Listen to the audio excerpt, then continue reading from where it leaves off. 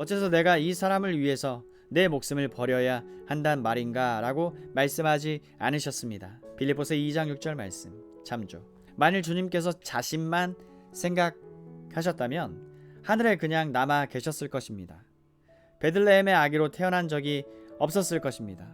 그리고 성육신 같은 일은 결코 일어나지 않았을 것입니다. 크리스마스 같은 것은 결코 존재하지 않았을 것입니다.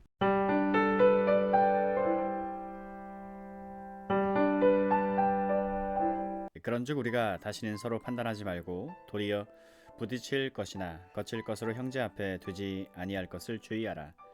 내가 주 예수 안에서 알고 확신하는 것은 무엇이든지 스스로 속된 것이 없으되 다만 속되게 여기는 그 사람에게는 속되니라. 만일 식물을 인하여 네 형제가 근심하게 되면 이는 네가 사랑으로 행치 아니함이라. 그리스도께서 대신하여 죽으신 형제를 네 식물로 많게 하지 말라. 그러므로 너의 선한 것이 비방을 받지 않게 하라. 로마서 14장 13절 이하 16절 말씀입니다. 바울은 그 자체로 깨끗하지 않은 것이 없다는 자신의 확신을 이 대목에서 표명하고 있다는 걸 우리는 알았습니다. 저는 교회 역사 속에서 어떤 그리스도인들이 몸을 부정한 것으로 여겼던 사실을 가리키면서 이 점을 예증했습니다. 그러나 몸을 부정한 것으로 여기는 것은 이교도적인 가르침입니다. 기독교의 가르침은 아닙니다. 유사하게 성 그 자체에는 어떤 그릇된 것이 없음을 말씀드린 바 있습니다. 이제 어느 누구도 제 말을 오해하는 이는 없을 거라고 믿습니다. 그러므로 성이 언제나 허용될 수 있다는 뜻으로 말한 것도 아닙니다. 다만 저는 성 그 자체가 본래 죄악적이라고 생각하는 그리스도인들이 그러다고 말씀드리고 있을 뿐입니다. 사도 바울이 디모데에게 지적하듯이 우리 주님의 가르침을 오해해서 그리스도인이 결혼하는 것을 그릇된 일이라고 주장하는 사람들이 있었습니다. 디모데전서 4장 참조. 하지만 성 그 자체에는 죄악된 것이 전혀 없습니다. 신구약을 막론하여 성경은 그리스도인이 몸을 어떻게 다스리고 통제해야 하는지를 말하는 가르침으로 풍부합니다. 어떻게 먹어야 하고 어떻게 마셔야 하며 성의 선물을 어떻게 사용해야 하는지 가르치고 있습니다. 이 모든 것들은 다 하나님의 선물들입니다. 그 자체는 속된 것이 없다는 것이 보편적 원리입니다. 하지만 사도는 그렇게 말하고 나서 내가 이 말을 부연해야겠다고 합니다. 그러니 여러분은 이 논증이 어떻게 계속되고 또 전개되어 나가는지 보고 계십니다. 제가 주도적인 원리로 제시하는 것이 여기 있습니다. 즉 저는 어떤 형제에게도 거침돌이 되거나 넘어지게 하는 어떤 일을 전혀 해서는 안 된다. 이 원리를 말씀드립니다. 어떤 형제에게도 거침돌이 되거나 넘어지게 하는 어떤 일을 전혀 해서는 안 된다. 제가 초대교회에 강한 그리스도인이고 믿음이 강하며 내 의에 있어서도 강한 그리스도인이라고 한번 상정해 봅시다. 그런 제가 이렇게 말합니다. 모세율법의 의식적인 국면이 더 이상 존재하지 않게 된 마당에 그것은 내가 보기에 아주 명료하다. 그런데 어째서 돼지고기나 햄, 돼지고기로 만든 것들을 먹지 말아야 할 이유가 있겠는가? 더구나 이 같은 이교도의 전당에서 우상에게 드려졌다고 하더라도 그것을 먹을 완전한 권리를 가지고 있다고 나는 느낀다. 우상이라는 것은 전혀 존재하지 않는 것임을 알고 있다. 하나님은 오직 한 분뿐이다. 다른 신들은 모두 신이 아니다. 이 고기에는 그릇된 것이 전혀 없다. 그러므로 나는 정당하게 그런 고기를 먹을 수 있다. 자, 그런 다음 다시 여러 날들을 살펴봅니다. 율법에 의하면 여러 날들을 지켜야 했습니다. 그 날들을 보면서 제가 이렇게 말했다고 합시다. 그것은 옛 레위 제도의 부분이다. 그것이 이제 종식되었다. 나는 그 모든 것으로부터 자유로워졌다. 그런 것들은 하나님께서 그 당시 백성들을 다른 백성들과 구별짓기 위해 부과하신 잠정적인 원리나 규례들이었다. 하지만 그 규례는 이제 끝났다. 나는 여기서 확실히 알 수 있다. 너희는 유대인이나 헬라인이나 종이나 자주자나 남자나 여자 없이 다 그리스도 예수 안에서 하나이니라. 갈라디아서 3장 28절 말씀. 기독교 가르침의 이해에 있어 나는 강하다. 그러므로 내가 지켜야 할 유일한 성일은 제 7일임을 나는 안다. 그런데 나는 주간의 첫날을 지키기로 작정하였다. 우리 주님께서 죽은 자 가운데서 다시 살아나신 그 날을 안식일로 지키기로 작정하였다. 그러나 사도 바울은 잠시 기다리라고 말합니다. 이러한 모든 것들을 먹을 것이라고 말하기 전에 큰 원리가 있음을 기억하라는 것입니다. 이 논점을 아주 분명하게 안다 할지라도 다른 모든 사람도 그렇게 알고 있습니까? 여러분의 형제가 그걸 알고 있습니까? 자, 들어보십시오. 내가 주 예수 안에서 알고 확신하는 것은 무엇이든지 스스로 속된 것이 없으되 다만 속되게 여기는 그 사람에게는 속되니라. 자, 이것은 매우 놀랍지 않습니까? 여기다 라고 번역된 헬라어는 계산하다로 번역되는 일이 흔합니다. 로마서 8장 18절에서 이 단어를 발견합니다. 생각건대, 계산하건대, 영어로 reckon. 현재의 고난은 장차 우리에게 나타날 영광과 좋게 비교할 수 없도다. 이것은 생각하고 따져본 결과 도달한 한 견해를 가리키는 동사입니다. 그러니 이 같은 문제를 사실상 깊이 숙고한 어떤 그리스도인들이 있다고 말하고 있습니다. 그들은 최선을 다해 이 문제를 생각했습니다. 그래서 우상의 전각에 드려진 고기들이 깨끗이 못하다는 결론에 이르게 되었습니다. 그것이 바로 그들이 깊이 생각하여 가진 견해입니다. 사도는 말합니다. 내가 다만 말하고 싶어하는 바가 이것이다. 믿음의 이해에 있어 강한 사람들이 볼 때 이 사람들이 아주 잘못되어 있기는 하지만 그들이 내린 결론이 그러함을 인식해야 한다는 점이다. 그러니 여기서 강조점은 이것입니다. 그런 사람들에게 그 음식은 깨끗이 못한 것이 된다는 것입니다. 우리는 이 점에 대해 분명해집시다. 사도는 여전히 말합니다. 고기 그 자체는 사실상 부정한 것이 아니지만 그렇게 여기는 사람들에게는 그 음식이 부정한 것이 된다는 것입니다. 깨끗하지 못한 것이 된다. 우리는 이 점에 분명해야 합니다. 사도는 여전히 말합니다. 그 고기 자체는 속된 것이 아니지만 속되다고 생각하는 사람에게는 그러하다. 이것이 사화를 좌우하는 원리라는 것입니다.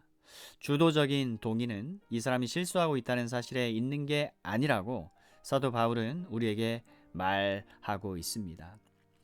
우리를 주관하는 요점은 그가 형제라는 사실에 있습니다.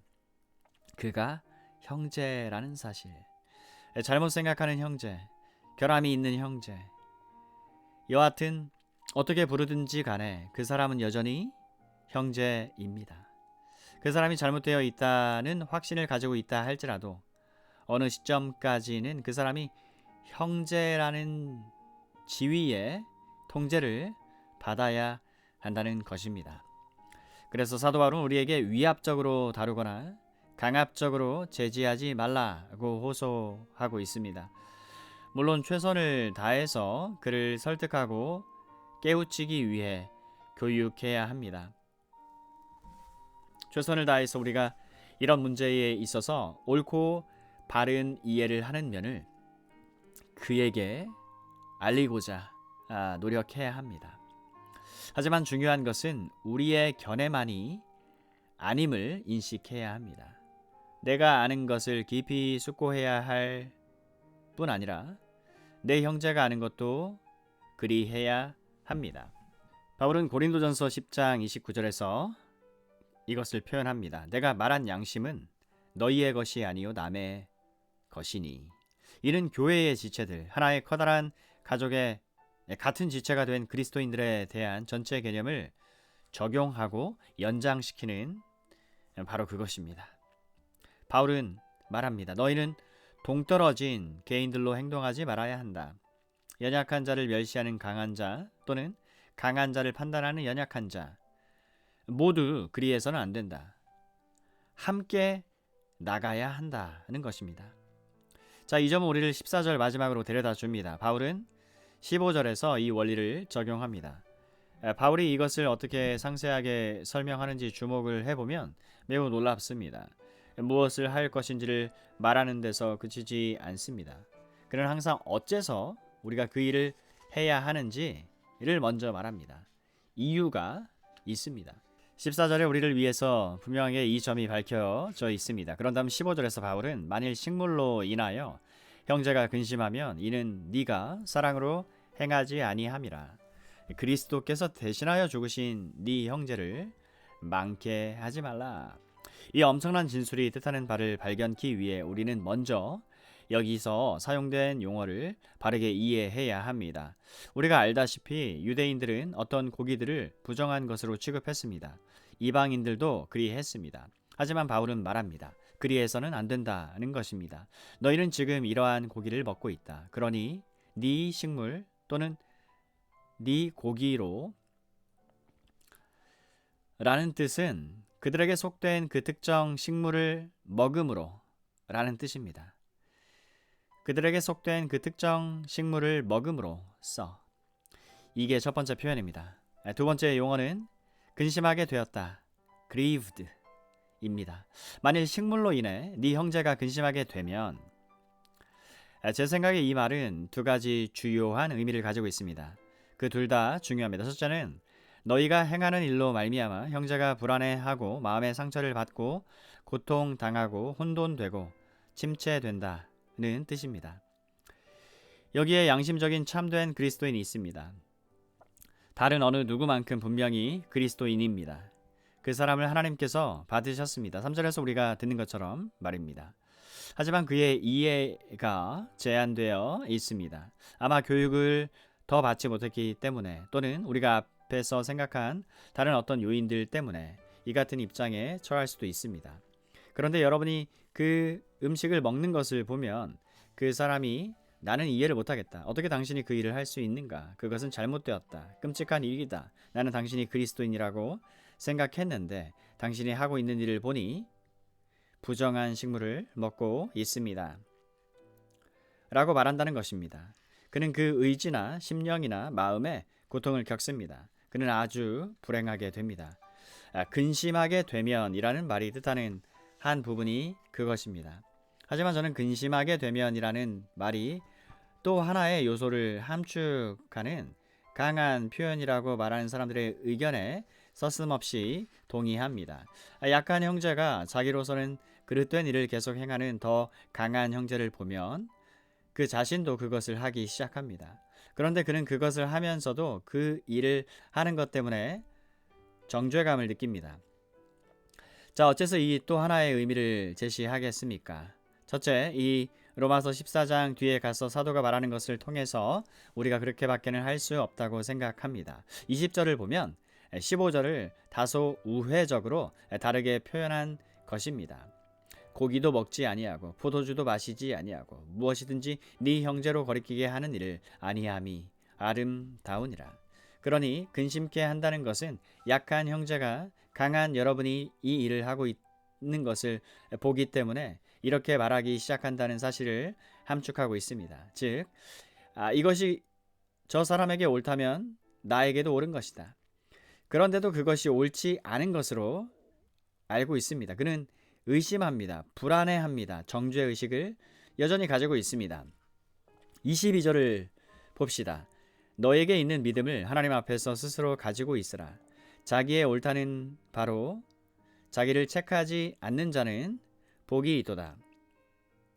우리가 살펴보겠지만 자기가 옳다는 바라는 말은 그가 그 일을 하고 있기는 하다는 것을 의미합니다. 그러함에도 그는 그 일을 하면서 정죄감을 느끼고 있습니다. 더구나 고린도전서 8장에 같은 진술이 다시 나옵니다. 근심하다라는 말의 의미에 대해 이 부가적 해석을 제시하는 또 다른 이유가 있습니다.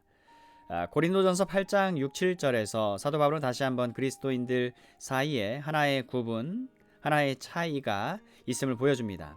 그는 기록하기를 우리에게는, 즉 이해하는 사람들인 우리에게는 한 하나님 곧 아버지가 계시니 만물이 그에게서 났고 우리도 그를 위하며 또 한 주 예수 그리스도가 계시니 만물이 그로 말미암고 우리도 그로 말미암았느니라.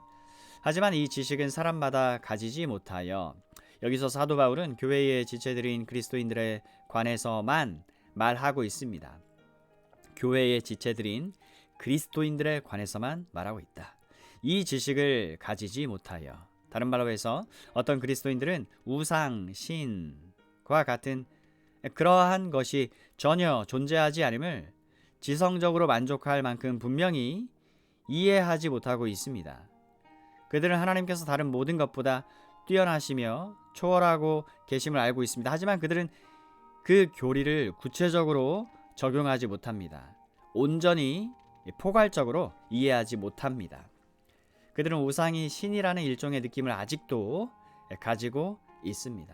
우리 중에 어느 누구도 이러한 문제 때문에 고통당하지 않는다고 저는 여깁니다. 매우 자주 영국 또는 교육의 기회들이 충분히 주어지지 못한 다른 나라의 그리스도인이 된 다음에도 매우 미신적인 경향을 띌 수 있음을 발견합니다. 진정으로 회심하고 그리스도인이 된 많은 사람들이 자기가 자란 환경 속에서 경험한 여러 미신들의 정체를 직시하고 제거하는데 상당한 시간이 걸렸다는 것을 저는 알고 있습니다. 물론 그런 사람들이 그리스도인이 아니라고 말해서는 안 됩니다. 그들은 그리스도인입니다. 진정 구원을 받았습니다. 하지만 그들은 약간 이해가 부족한 것입니다. 사도 바울은 계속 말합니다. 그러나 이 지식은 사람마다 가지지 못하여 어떤 이들은 지금까지 우상에 대한 습관이 있어 우상의 제물로 알고 먹는 고로 그들의 양심이 약하여지고 더러워지느니라. 고린도전서 8장 7절 말씀. 그들은 고기를 먹고 있었습니다. 하지만 그들은 마음속에 그 문제에 대한 명확한 이해를 가지고 있지 않았기 때문에 정죄의식을 동시에 품고 있었습니다. 그리스도인으로서 우리는 다른 사람들이 하기 때문에 주로 어떤 일들을 하곤 합니다. 기존의 패턴과 습관을 따릅니다. 초대교회에서 그러한 일들이 일어났습니다. 연약한 사람들이 강한 사람들을 답습하고 있었습니다. 하지만 그들은 무서운 정죄감을 가지고 이런 일을 하고 있었습니다. 그리스도인의 삶의 본질에 대해 참되게 이해하는 것은 사랑하는 여러분 정말 중요합니다. 우리가 거듭났기 때문에 절대적으로 모든 부분에서 동등할 것이라고 생각하는 것만큼 그릇된 것은 없습니다. 그렇지 않습니다. 성경은 여기서 이 점을 우리에게 입증해 줍니다. 바로 그 점은 믿음이 더 강한 사람들을 그만큼 더 많은 책임을 지는 자리에 서도록 만드는 것입니다. 믿음이 강한 자가 그렇게 연약한 형제를 생각하지 않음으로써 거침돌 내지 장애물이 될 수 있습니다. 사도 바울은 고린도전서 8장 10절에서 지식 있는 네가 우상의 집에 앉아 있는 먹는 것을 누구든지 보면 그 약한 자들의 양심이 담력을 얻어 어찌 우상의 제물을 먹게 되지 않겠느냐. 제가 말씀드리려 애쓰는 바가 바로 이것입니다. 그래서 저는 이 근심케 하다라는 말 속에 우상에게 드려진 고기를 실제로 먹는 문제를 포함시키는 것입니다. 하지만 우리는 이 점에 대해 분명히 합시다. 즉 근심케 하는 것은 먹는 것 자체 속에 있는 게 아닙니다. 먹는 것이 나쁜 양심 내지 정죄감과 모종의 관계를 맺고 있기 때문에 이 같은 근심이 오는 것입니다. 더 약한 형제를 근심하게 만드는 일을 하는 어떤 더 강한 그리스도인이 있다고 칩시다. 사도가 이 강한 형제에게 내리는 판단은 무엇입니까? 드러나는 첫 번째 요점은 이것입니다. 만일 여러분이 이와 같은 일을 하면 사랑으로 행하지 아니함이라는 것입니다. 사도는 여러분이 잘못을 범하고 있다고 말하기보다는 위대한 사랑의 법의 통제와 영향을 받지 않고 있다고 말하는 것입니다. 이기적인 방식으로 행동하고 있다는 것입니다. 사도 바울이 말하는 것은 다음과 같은 것입니다.